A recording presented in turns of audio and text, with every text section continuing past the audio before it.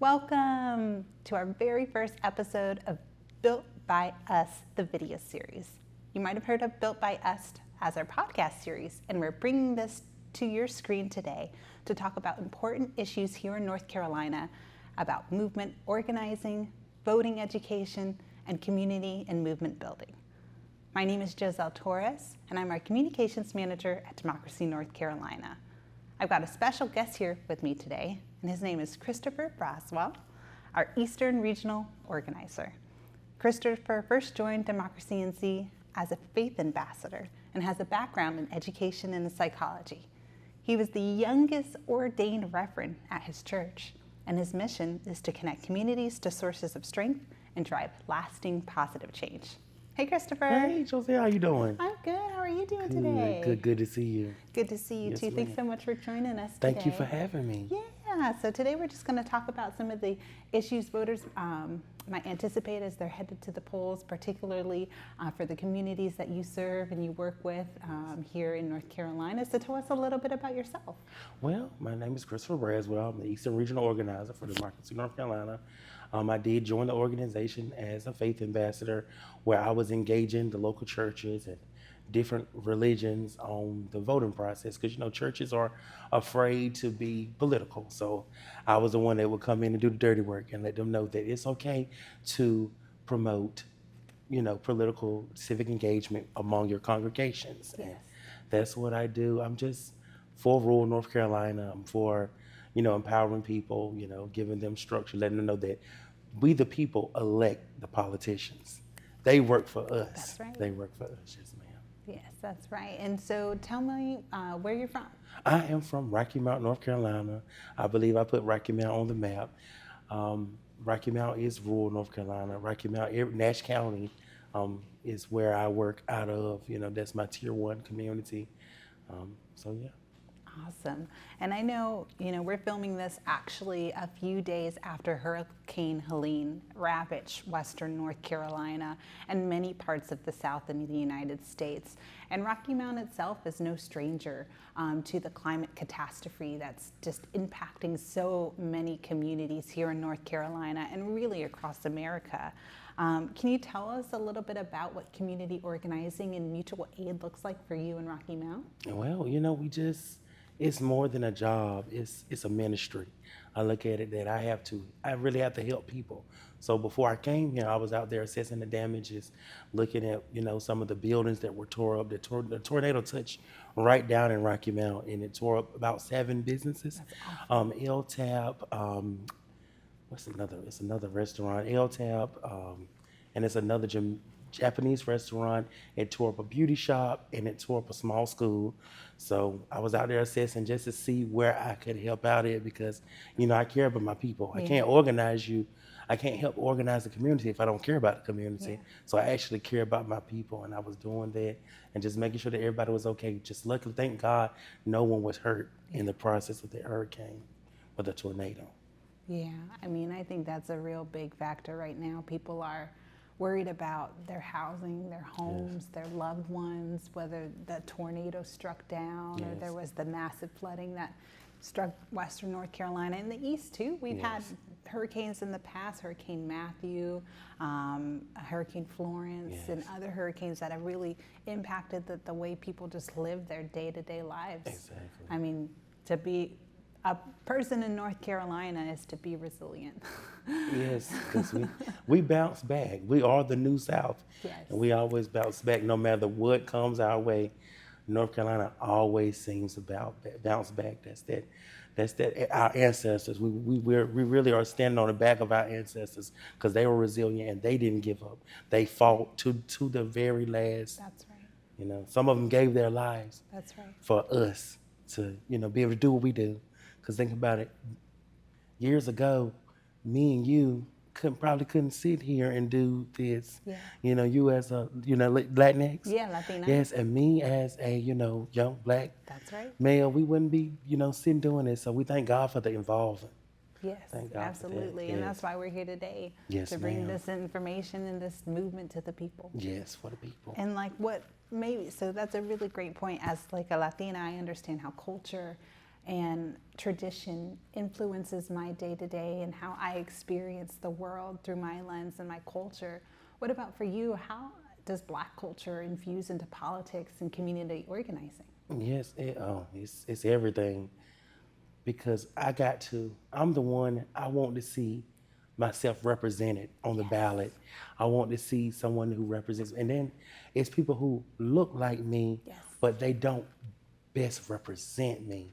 So I got to make sure that we have that representation, and I have to be the one to be the quote unquote Robin Hood and take that information to my community and let them know X, Y, Z. I'm not telling them who to vote for, but I'm gonna tell you what they stand on. Yes. That's why I love democracy and see because we have those voter guides. Those voter guides are so power packed of information, and it's across the board. It's not highlighting one candidate, and it's not putting one candidate down. It's just a straight up highlight of who's who. So I'm definitely. Matter of fact, when I leave here, I need to go pick up some more of those. Yes, yes. But yes, I just believe in just taking the information to the people and just letting them decide who best represents you. Yeah, and you can check out the voter guides that we're talking about today at ncvoter.org/guide. ncvoter.org is a great resource for any information or questions that you have about the election. There is a statewide voter guide that Christopher is referencing, as well as county-specific voter guides. So you can see how folks they stand on the issues, whether it's about reproductive freedoms, racial and policing and social justice, economic and housing, affordable housing, healthcare, access to healthcare. All of those issues are on the voter guide specific to each candidate, so you can make an informed decision. Yes. And what do you think, talking about issues, like what specific issues are driving Black voters to the polls this year? Just reproductive freedom. That's the number one thing in my canvassing and in my tabling. Young women come up to me and they ask me, how do I feel about it? And I say, I have reproductive organs, but I don't have the reproductive organs that we're talking about that will involve an abortion or DNC or things like that. So I try to tell them, you got to do what's best for you. You only have one life, so save your life. And I can't tell you what to do with your body because I don't know how you feel to be, quote unquote pregnant, or to be carrying a human, and then it's like instances where people are raped, molested, and stuff like that. So I just let you know, like, you got to do what's best for you. That's one of the issues. And Medicare, Medicaid, we have some candidates that are in agreement with cutting those programs who help people who own subsidized income and, on welfare, working class people who need these children who need these. So I tell them, you got to go with your gut instinct of who's for you to get the help that you need.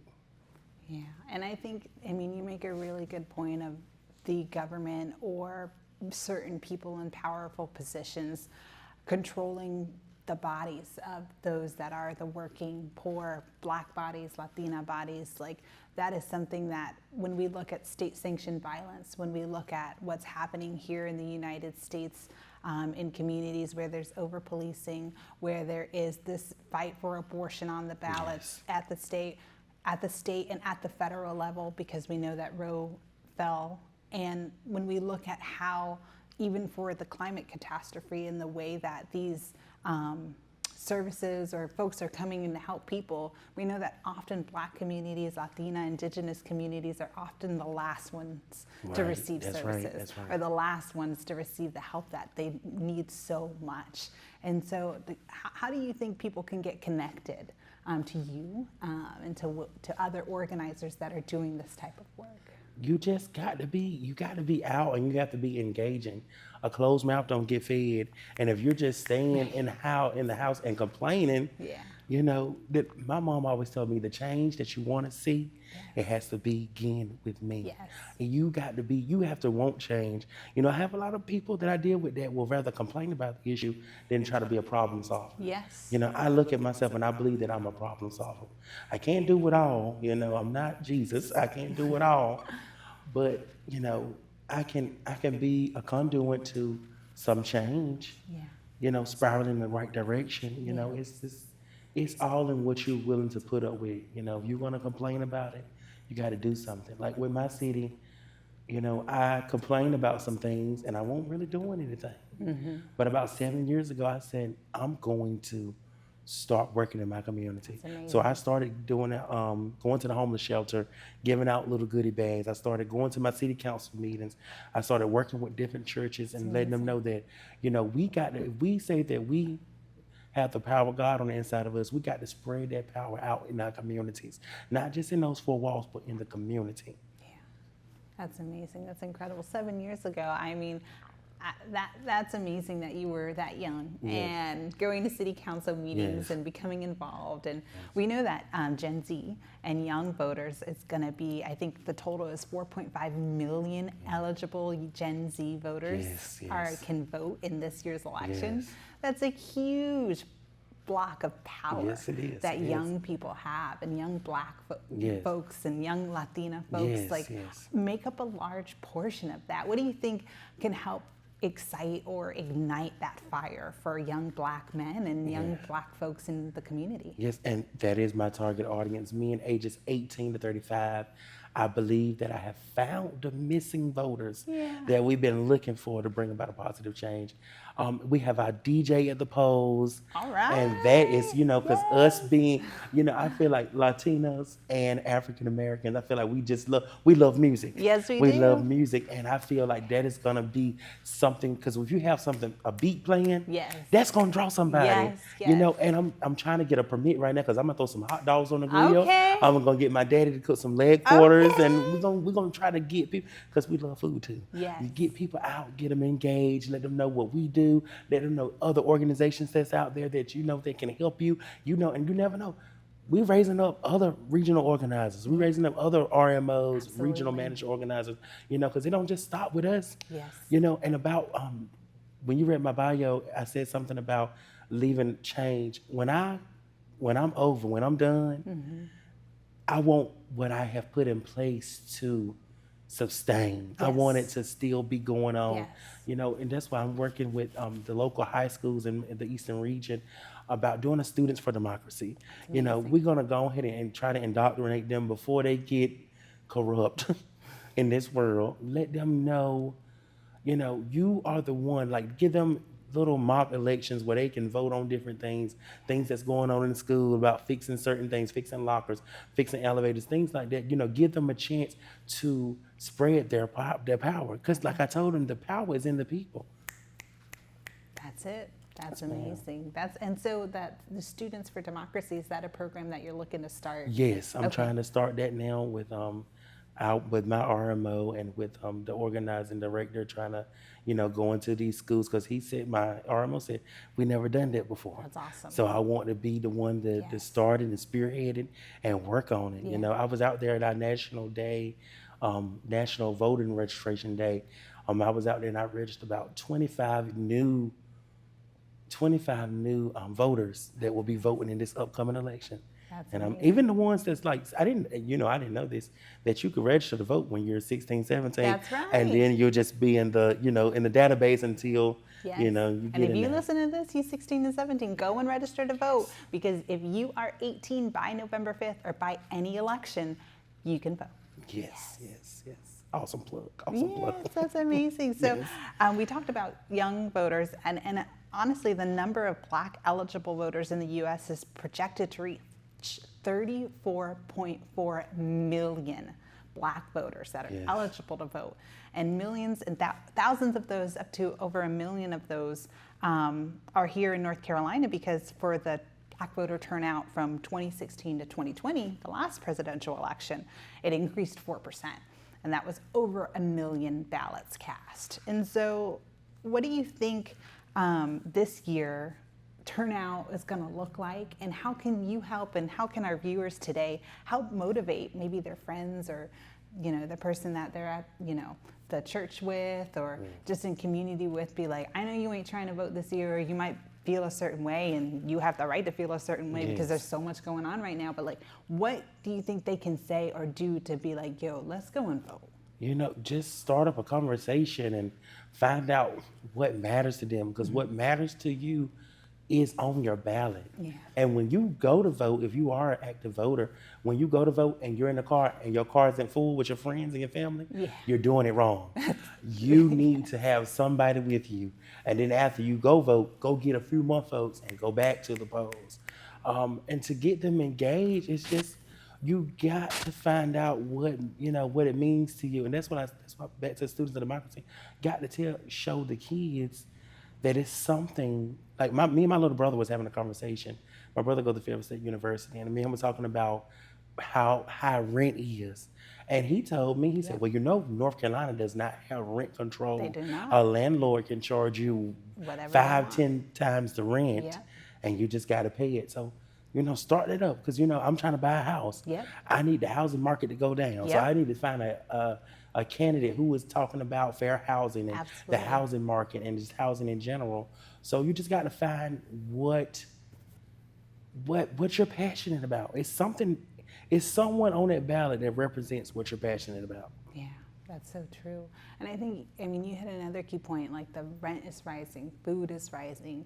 I think another thing that's rising is misinformation. Like there's so much bad information out there, people using AI to manipulate sound or the way someone talks or images online. Or, right now there's, with Hurricane Helene, so much misinformation saying the government's making hurricanes and FEMA ain't got no money, which FEMA don't got much money. Yeah. But you can still apply for assistance at FEMA.gov. And so, there's so much misinformation out there. So how can you save the people, your people, our people specifically, from misinformation? First, I have to be the one to learn and be able to regurgitate that information to them just as fast as they ask me. I got to have an answer for them, and just read. To be honest, some of people in my community, they don't read. Yeah. And I got to be the one to go to them and say, you read and you see what's in these voter guides and what's in this. Don't read the internet. Don't always read what's on the internet, because the internet is full of misinformation. Yes. So you got to just. This is not information, misinformation. We are on the internet yes, right now. yes. But, And we are telling you actual facts today. Facts. Yes. That's it. Now, I'm not going, if I don't know for sure, I'm not going to say it. That's just right. me. Yes. But, we just got to save them. And if they come to people like us, just be like, we pull it up. That's right. This. Here's the receipts. Yes, receipts. Got to have those receipts. I got a lot of receipts on my phone. Got to have those receipts. Yes. But it's no direct answer to that question. Just, I try to be everywhere that I can where people are looking for true answers. Yes. And I'm going to give you the true answer. Yeah. Even if it's against my candidate, I'm going to tell you the truth. Yeah. I'm going to tell you the truth. Yeah, and I think, as Democracy North Carolina, we've been around for over 30 years. We're a nonpartisan nonprofit, and we've seen it all. Even back in the 90s when the Democrats held the supermajority here in North Carolina for the House and the Senate, and they were doing gerrymandering. Gerrymandering was happening on the Democratic side. And Bob Hall, our founder, went and, was able to work with other organizations to say, hey, that's not right. Yeah. No matter which side is doing it, if it ain't right, it ain't right. It ain't right. That's right. Yeah. And that's another thing that disenfranchised me. People, they don't want to vote because, back in the day they had the taxes. Yeah. You had to take the tests, and Yeah. a lot of times those people were actually passing those tests, but because of the segregation and the racism that was put in place, they wouldn't. You could have the money. Yeah. You could have to pass the literacy test. Yeah. You could pay the taxes. Yep. But they still won't let you do it. And that's another thing that's hurt my people still to this day. Yeah. White supremacy shows up in so many ways in our politics, in our education, in the way housing is allocated, or the way, like you said, the literacy test. The literacy test is still part of the North Carolina state constitution. Yes, Something from the 1800s, as you're naming, that has disenfranchised and was racist towards black voters. The poll tax, the literacy test, is still part of our North Carolina constitution in 2024. And there have been efforts to repeal literacy tests. Democracy North Carolina was part of those efforts for the past few years, but it still hasn't passed, and it's still on the books. Still on the books. And so, you make a great point that there are so many barriers out there for folks, for Black folks, for Latina folks, for people that don't necessarily look like those that are in power. And I think you made a good point earlier about voting for people on the ballot that care about issues that matter to you. That's right. And so I know we talked about the voter guides, but how do you think people could get connected with any candidate that they're trying to learn more about? Right. Well, go to your local city council meeting. Yes. The city council meetings are very informative about what's going on. And if they're a candidate, they should have knocked on your door or gotten in contact with you by now. Yes. And Or if had a town hall. Yeah, a town hall. Yes. And then they have the candidate forms, Yes. and they are nonpartisan. Most candidate forms are nonpartisan. So your candidate should make themselves available to you, visible to you. And that's just it. Yeah. And I mean, people that are scared or scurried away, and I'm talking about people in power, that should say something.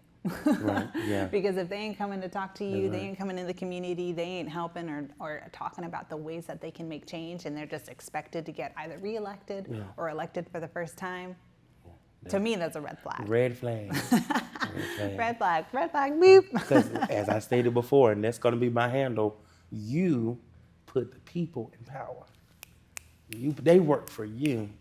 If you have a problem, go to your councilman, go to your alderman, and see, make them go to work. Because a lot of times they just sit in those fancy chairs and don't really want to do anything. So you put some fire under their feet and make them go to work, and they work for you. That's right. We pick our leaders, not the other way around. That's right. Let's talk about something a little more exciting. What sparks joy for you, Christopher? I just love meeting the needs of the people. Like that's I wake up in the morning and even on my down days, if I could do something for one person to help lift them up out of whatever they're in, then I have done my due diligence unto God, as a reverend and as a regional organizer. If I could just reach one, because that one reaches another one, and then that one reaches another one, and then before you get done today, we done reached 1,000. So that's what I want. That's amazing. Yes. And I love to have fun. I love to be vibrant. I just love to do me. Like, I'm not a stickler. I'm not a stick in the mud. No. At 27 years old, I'm not a stickler in the mud, but yes. Yeah. Where will we catch you on a Friday night? Friday night, well, to be real, you might catch me asleep on a Friday night. You might catch me or going out with my friends. I like to go to nice restaurants. I like to try new things. Like to go eat, do tasting. We just got a Mediterranean restaurant in Rocky Mount, so I'm ready to go try that out one day. And I just had Indian food for the first time, and it was really good in Raleigh, actually right up the street. I just like to try new things. You ain't gonna catch me doing too much, but I love to have fun. I love to go places where good vibes, good energy. That's amazing. And how do you think we can spread those good vibes? Just by being a good person. Period. Look, it sounds so cliche, Yes. but just be a good person. Yeah. Just be confident in who you are. Love yourself first, then love others. It's so simple. It's so simple. Even if you didn't have the best childhood or you went through some things, just love yourself. Look yourself in the mirror and say, I love you. And these are things that I do. These are things that I do. I do my affirmations. Yes, I was just about to say that. I do my affirmations, and I love myself. And that's why it's so easy for me to love and treat other people right, because I love Chris. That's I love beautiful. Chris. Yes. That's beautiful. I don't be trying to be the preacher all the time, but I mean that's just who I am. Yeah. Some people need a little bit more. Yes. I know I do. Yes. I need a little bit more. I need to be kind to myself and gentle. Yes. I think that's what people could use a little bit more of today. Yeah, Kindness. Be kind to ourselves. Take time for us. Yes. That's a part of self-care. Yes. I know we be in the same streets. We probably be passing each other, don't even know, but we gotta take some time because we only get one life. Take some time for us and assess, make sure we're okay, and then get back into work. Yes, as the NAP ministry says, rest is resistance. Ooh, I like that. Yes, we must rest. We must ensure that we're able to take care of ourselves so we could take care of others that you exemplify for yourself and for your community. Yes, ma'am. Is there anything else you want to let our viewers know today about the work that you're doing, or as they head to the polls on November 5th or during early voting, anything else? Just go to the polls. I don't care who you vote for. Just go to the polls and make sure your car is full. Yes. Cut on some music. Yes. And jam all the way to the polls. Go and treat yourself to a margarita afterwards. Yes. Margarita, Starbucks, either or. Yes, exactly. Yes. A cupcake. Yes, Yes. That sounds good. Yes. That sounds really good. Thank you so much, Christopher, for joining us today. Thank Thank you you all for joining our first episode of Built by Us. I'm Joselle Torres with Democracy North Carolina, and we're grateful for you joining us today.